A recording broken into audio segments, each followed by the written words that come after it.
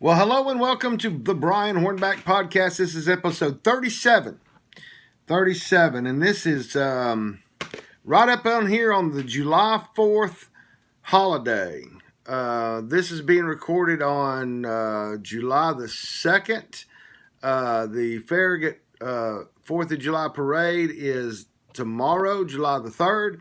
July 4th is on Sunday this year in 2021.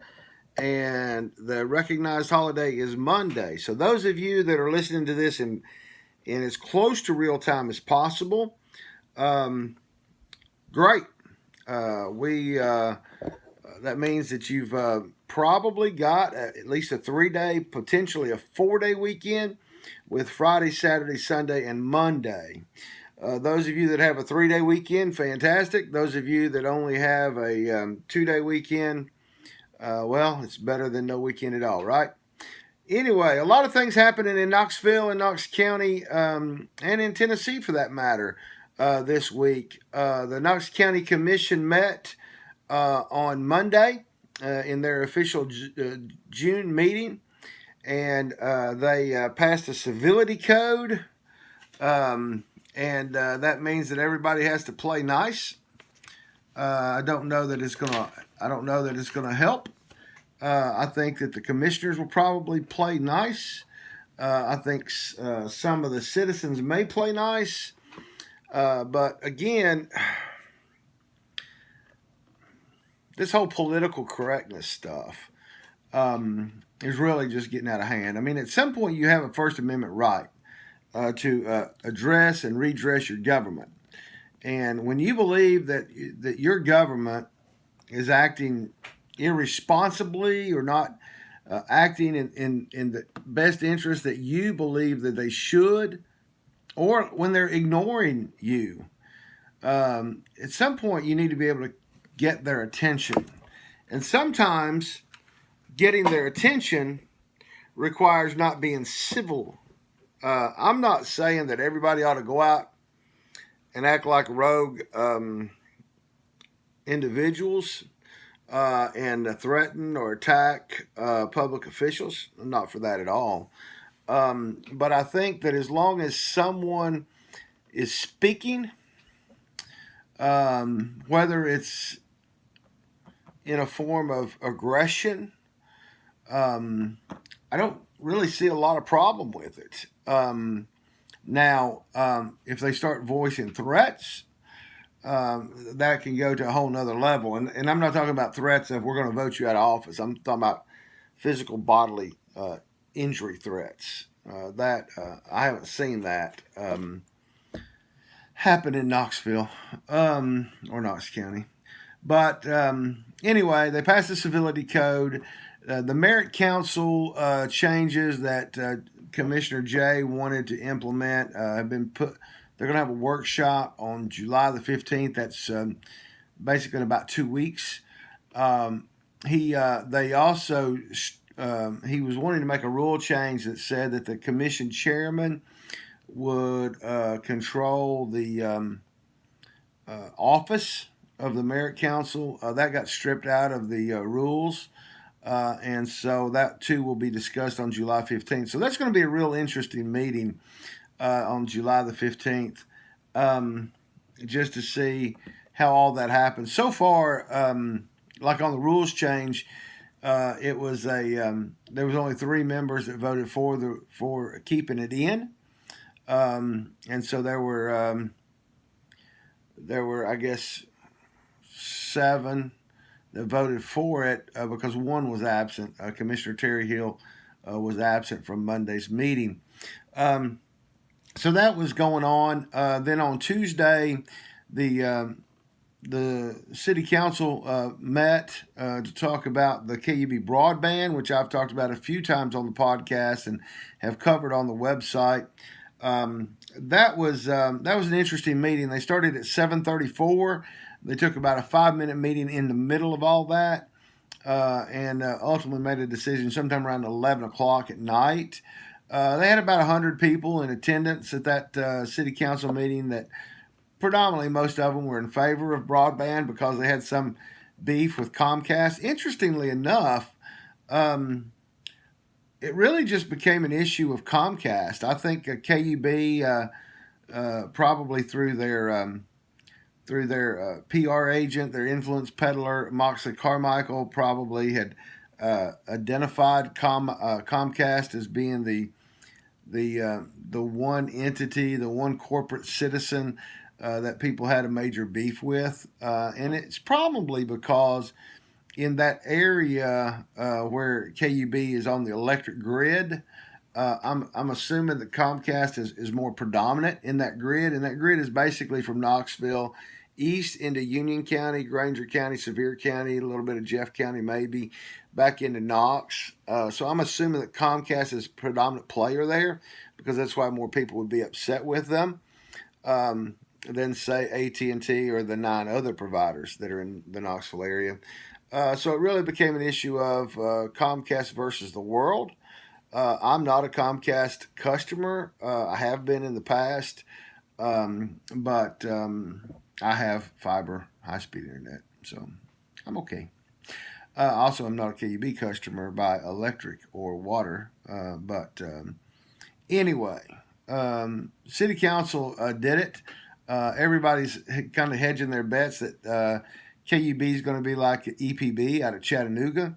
And no one wanted to talk about the municipal broadband up in Bristol, Tennessee, interestingly enough. So we'll see if KUB can perform like EPB out of Chattanooga.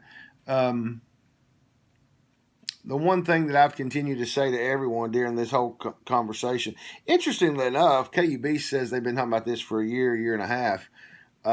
It didn't come on any radar, any public radar, until February or March. I think the KUB board had their first presentation in March or April. Might have briefly mentioned it in March. Had a meeting, had a board meeting in April. Had a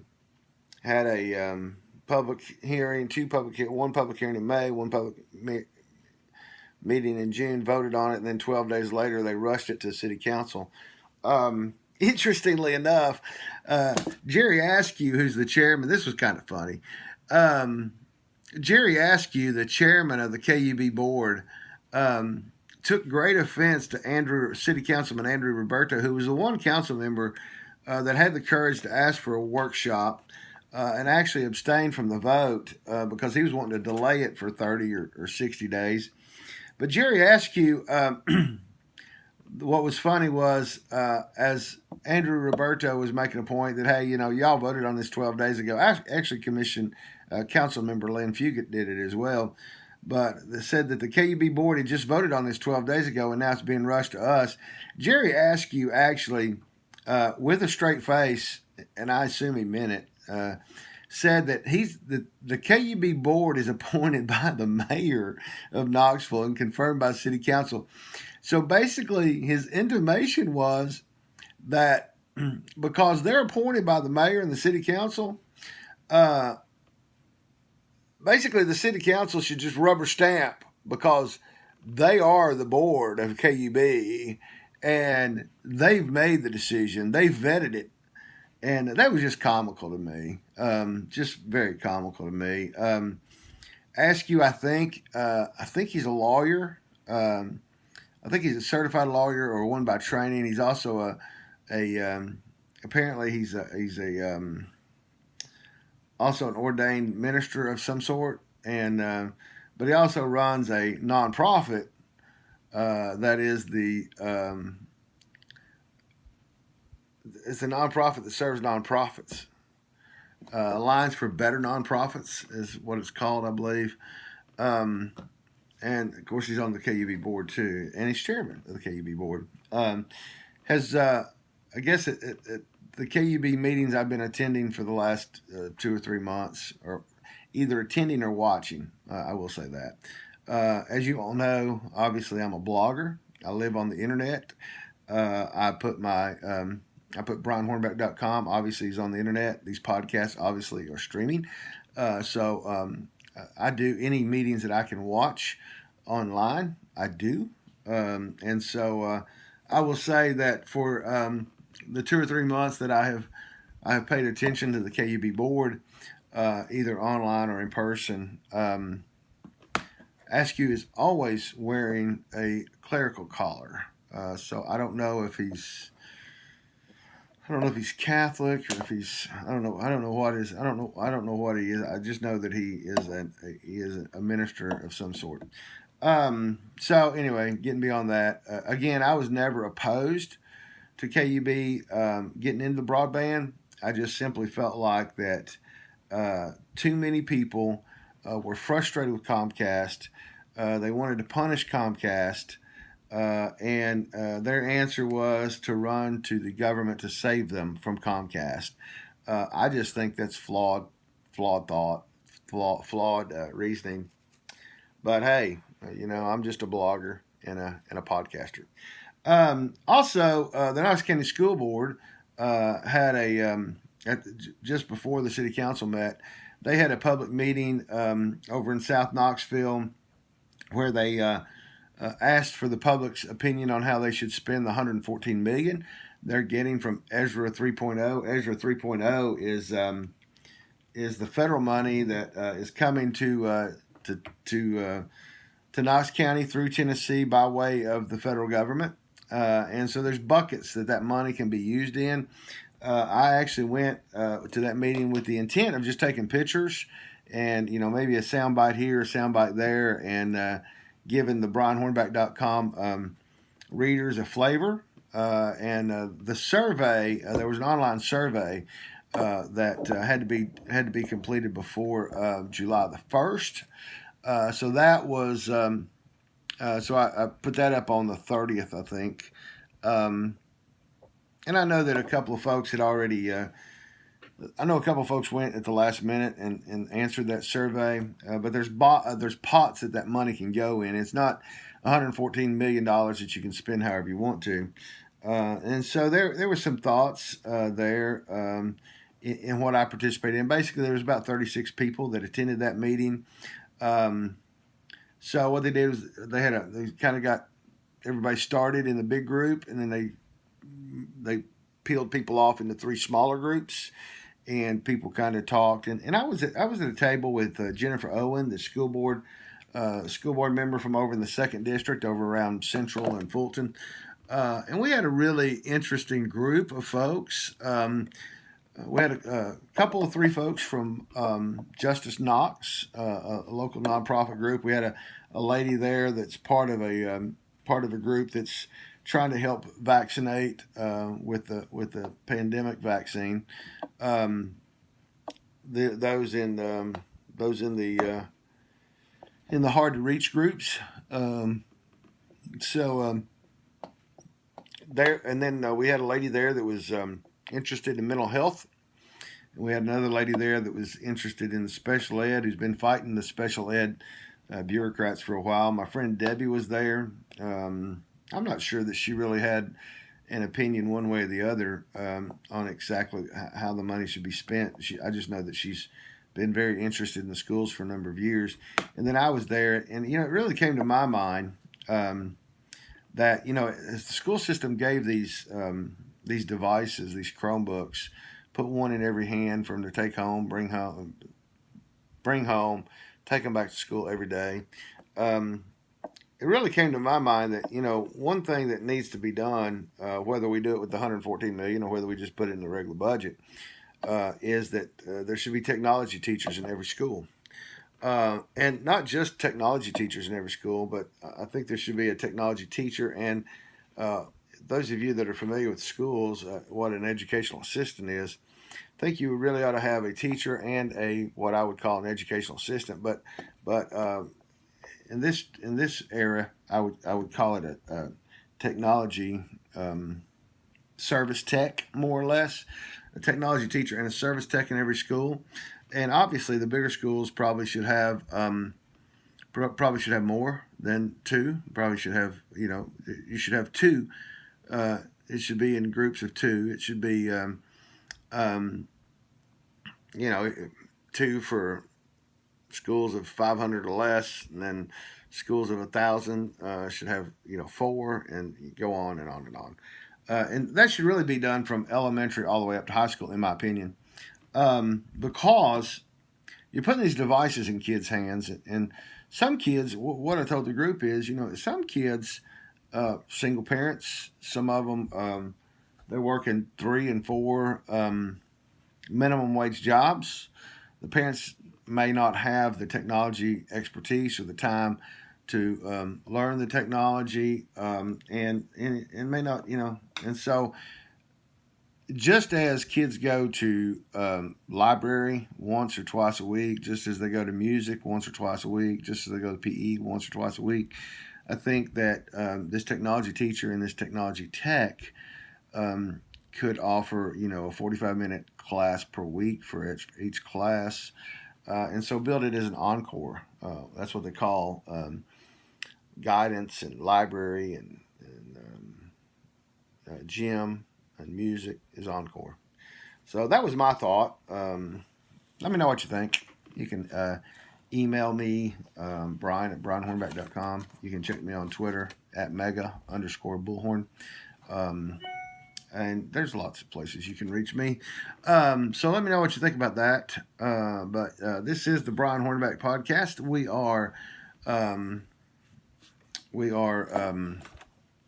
on the web, brianhornback.com. And then, of course, this podcast. This podcast can be heard on most all the streams. We're hosted on Anchor. We're created, produced, and housed on Anchor FM, which is part of Spotify. But we're also on Apple. We're on iHeart. We are on iTunes. We are just about anywhere that you can find a podcast. If you know of a podcast stream that we're not on, let me know that, and I'll get it on there. We're also on YouTube, so go check us out on YouTube. It's brianhornback.com or Brian Hornback on YouTube. Check out the page, subscribe to the page, like the page, share the page, all those good things. Then on Wednesday, the Knox County School Board then met. They had this public meeting on Tuesday, and then on Wednesday they met. And really wasn't anything real controversial until we got to the memorandum of agreement, or the memorandum of understanding between the Knoxville Police Department and the Knox County School System. And so that's about providing officers in the city schools. Now the sheriff hasn't really said he needs to revisit the memorandum of agreement, and there's an indication from Superintendent Bob Thomas that that's probably not going to happen. But there was a lot of discussion there because they've talked about it for a couple months. The mayor Ken Cannon came out in May and said that she was going to pull all the officers out of the city. The Knox County schools that are in the city of Knoxville. She was going to pull them all out on June the 12th or 15th. I don't remember now. But that did not happen. And so they have a new memorandum of agreement that has been somewhat modified. I will try to go through the old memorandum and the new memorandum. Law Department Attorney Gary Dupler kind of, at School Board Member Daniel Watson's request, kind of went through that. And outlined what the changes were. There's 4 or 5 changes. They weren't really significant changes, I don't think. But I tell you, watching that meeting, it made me realize how tone deaf some folks are.